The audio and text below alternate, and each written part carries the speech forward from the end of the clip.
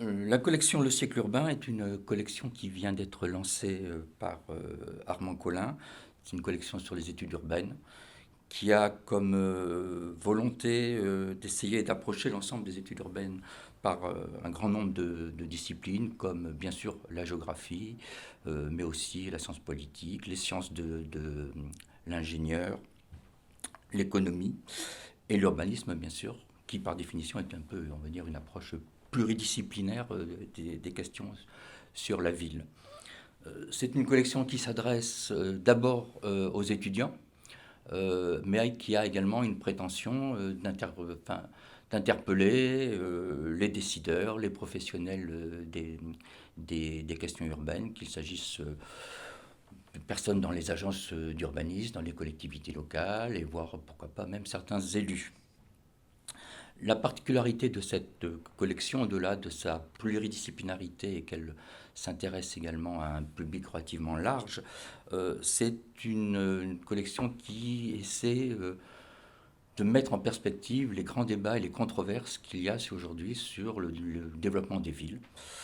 Donc avec une mise à distance critique par un certain nombre d'enseignants-chercheurs sur notamment leur spécificité. Pour le livre que nous avons écrit, Gilles Pinson et moi-même en duo, sur les questions plus proprement de pouvoir politique et de politique publique. Donc ce livre a été écrit à deux voix. Gilles Pinson est professeur de sciences politiques à l'Université de Bordeaux, spécialiste des questions de politique publique. Je travaille beaucoup sur les questions de gouvernance urbaine. Et tous les deux, nous avons, on va dire, entrepris un certain nombre de recherches qui ont une vocation internationale et comparative. Ça, c'est quelque chose d'important qu'on va retrouver dans tout le livre et je pense dans un certain nombre aussi d'ouvrages de la collection. Alors, on a écrit ce livre essentiellement parce qu'il y a énormément de livres qui sortent sur la ville, dont la plupart sont des livres plutôt sectoriels.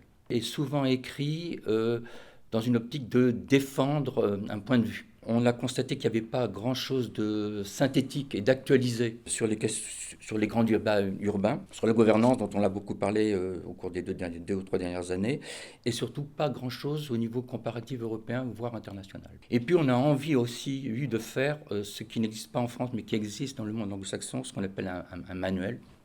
Hein. Donc en fait le livre il peut se lire de deux façons. D'un côté un livre comme un manuel qui fait le point un peu sur les controverses, les débats, les points de vue, mais on défend aussi un certain nombre de thèses. C'est-à-dire on a voulu dire ce qu'on pensait des grands débats et pas uniquement de les présenter. Comme controverse qu'on a abordée, il y a la controverse à l'heure actuelle qui est une controverse mondiale sur l'idée de la mort de la ville, que la globalisation est en train de produire des formes urbaines, des formes spatiales qui font ce qu'on appelle l'urbanisation généralisée, qui font que la ville serait morte. Deuxième controverse, c'est sur le rôle du capitalisme par rapport à la production urbaine et par rapport aux politiques urbaines, au développement des villes. La question aussi du retour des villes, le rapport entre les villes et l'État. On parle depuis une bonne vingtaine d'années, notamment au niveau international, du retour des villes. On voit l'importance qu'ont eu les villes, par exemple, pour la conférence, pour la COP 21. Et puis aujourd'hui, de plus en plus, sur les questions proprement métropolitaines, où on nous dit que les gouvernements métropolitains qu'on est en train de mettre en place sont des gouvernements, en fait, qui cherchent d'abord à répondre aux enjeux de compétition entre les villes dus à la globalisation. Par rapport à ces quelques controverses, on défend trois thèses. La première thèse qui renvoie à l'urbanisation généralisée, c'est que si l'urbain évolue, effectivement, s'il y a des formes nouvelles qui apparaissent, il n'en demeure pas moins que l'urbain, notamment par sa densité, par sa proximité, continue à façonner les représentations des individus, les représentations sociologiques, mais aussi les représentations d'ordre politique, et qu'à ce titre, l'urbain n'est pas mort. L'urbain existe toujours malgré un débat qui se fait, notamment porté par les Américains, sur la disparition de la ville. La deuxième thèse concerne les rapports entre la ville et le capitalisme, qui, grosso modo, postule qu'il y a une convergence des réalités urbaines du fait du mode de production capitaliste. Donc, qui, implicitement ou explicitement, affirme que ce sont les variables économiques, les forces économiques, qui, grosso modo, produisent la ville aujourd'hui. Et il la produit de la même façon, ce qu'on beaucoup appellent la ville néolibérale. Face à cette présentation d'une controverse, on s'y oppose en disant qu'il y a d'autres forces, des forces sociales, des forces culturelles et bien entendu des forces politiques qui contribuent à façonner la ville et qui donc produisent des villes différentes.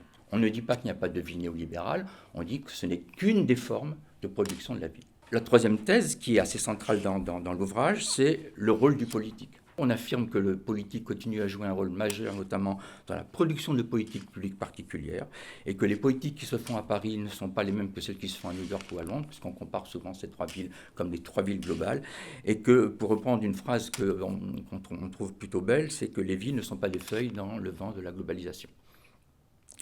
Elles disposent donc d'une capacité d'action qui va influer sur leur devenir. Et entre eux, on assiste effectivement à un combat entre différentes forces, mais où les forces économiques ne sont pas toujours les seules gagnantes. Donc, ce livre s'inscrit donc dans une collection qui s'appelle Le siècle urbain et dont le titre est tout à fait suggestif, puisqu'on sait que grosso modo, à partir du début des années 2000, quand on regarde les statistiques des Nations Unies notamment, le monde est rentré, la majorité de la population mondiale vit dans les villes, avec bien sûr des différences importantes, notamment entre les villes du Nord et les villes du Sud, ce qu'on appelle les villes des Suds, l'Afrique, l'Amérique latine, etc. Et donc, à travers cette, je veux dire, à la fois cette pluridisciplinarité et cette diversité des questions urbaines, la question du siècle urbain essaie d'apporter en fait un regard éclairant sur les différents enjeux que se posent aujourd'hui aux villes le développement dû à la globalisation.